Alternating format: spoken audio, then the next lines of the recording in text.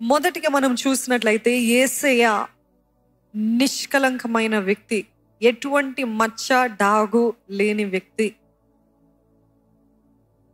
నూతన నిబంధనలో ఆ 4 సువార్తల్లో యేసయ్య రక్తం ఎలాగ చిందించాడు వివిధమైన రీతిగా 4 సువార్తల్లో రాయబడి ఉంటుందండి.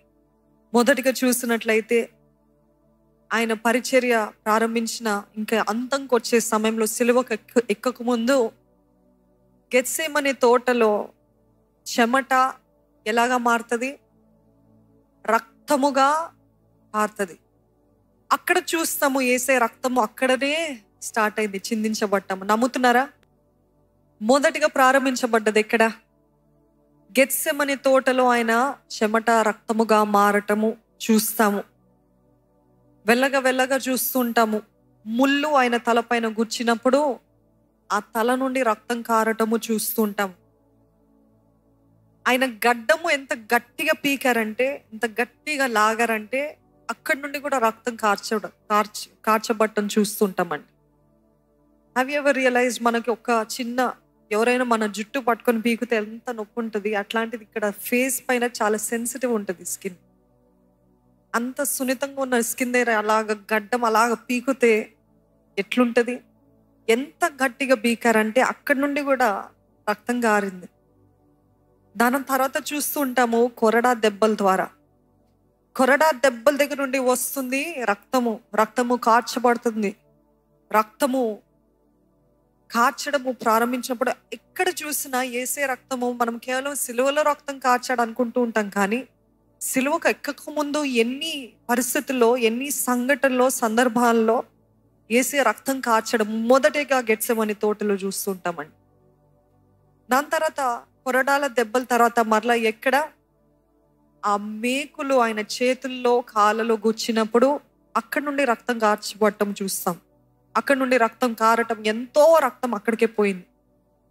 ఆఖరిగా మీరు చెప్తారా ఎక్కడ లాస్ట్గా గుచ్చింది ఆయనని? ఆయన పక్కలో గుచ్చినప్పుడు, బల్లెముతోటి గుచ్చినప్పుడు అక్కడ నుండి నీళ్ళు రక్తము 2 కారటం, అంటే ఇంకా ఏమీ కూడా మిగలలేదు ఆయన దేహంలో. అంటే సంపూర్ణంగా టు ద లాస్ట్ డ్రాప్, ఆఖరి చుక్క వరకు ఆయన రక్తము మన కొరకు చిందించాడు. ఏది కూడా పెట్టుకోలేదు, ఇంకా మిగిల్చుకోలేదు, ఇది నాకు అని చెప్పలేదు. సంపూర్ణంగా ఆయన రక్తాన్ని మన కోసం చిందించాడు. ఇది నమ్ముతున్న వారు హల్లెలూయా చెప్పండి. ఆయన సంపూర్ణంగా తన రక్తాన్ని మన కొరకు చిందించాడు.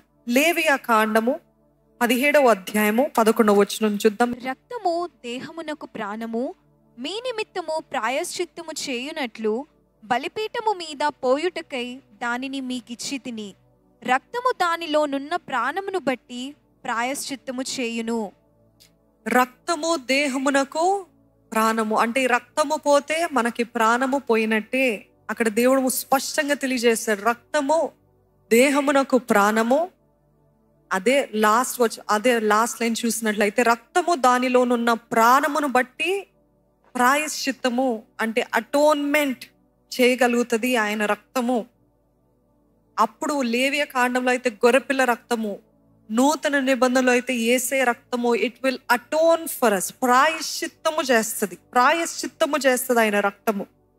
ఈరోజు full effect of the blood of Jesus, పూర్తిగా యేసయ్య రక్తం యొక్క ప్రభావం మనం అనుభవించాలని నా ఆశ అండి. ఎందుకంటే ఈ రోజు నుండి మీరు ఆయన రక్తాన్ని ప్రకటిస్తున్నప్పుడు గొప్ప శక్తితో, గొప్ప అధికారముతో, అసలు దాంట్లో ఉన్న మీనింగ్ ఏంటో, అర్థం ఏంటో, ఆయన రక్తము ఎందుకు వేడుకోవాలి అనేది అర్థము చూసుకొని ప్రకటిస్తే నిశ్చయముగా విడుదల కార్యాలు చూస్తున్నట్లయితే అపవాది భయపడేది మనం చూస్తే, దురాత్మలు భయపడేది మొట్టమొదటిగా యేసయ్య నామము. రెండవది అంటే ఈక్వల్గా వెళ్తుంది, hand in hand. It's like 2 sides of the coin. యేసయ్య నామము, యేసయ్య రక్తము. యేసయ్య నామము, యేసయ్య రక్తము. యేసయ్య రక్తము అని చాలాసార్లు మన ఆలయంలో కూడా నూనె రాసి ప్రార్థన చేస్తూ ఉంటామండి. వాక్యంలో రాయబడి, మీలో ఎవరైనా రోగిగ్రస్తులుగా ఉన్నట్లయితే పెద్దలు వచ్చి వాళ్ళపైన నూనె రాసి ప్రార్థన చేయాలి అని ఉంది.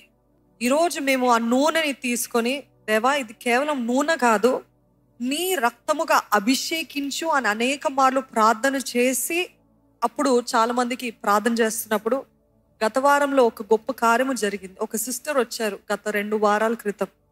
She is pregnant 8th month. తన తర్వాత చెప్పిన సాక్ష్యం, ఒక సండే రోజు ఇంకా నేను స్టేజ్ ఎక్కక ముందు, ఆరాధన ప్రారంభించక ముందు అర్జెంటుగా ఒక ప్రేయర్ ఎమర్జెన్సీ అని చెప్పారు. 8th month ప్రెగ్నెంట్ అన్నారు.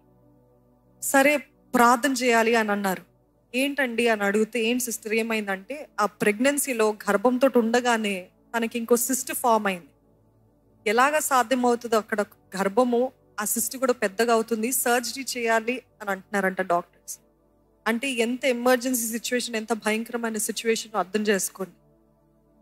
అయితే అటువంటి పరిస్థితుల్లో ఆమె విశ్వాసంతో వచ్చింది. I'm not telling about this about how great my prayer is or anything. I'm telling only about the greatness of God. If you believe say hallelujah. ఆవిడ ఒక విశ్వాసము, యేసే రక్తంలో ఉన్న శక్తిని నేను ప్రకటించడానికి ఈ మాటలు చెప్తున్నాను.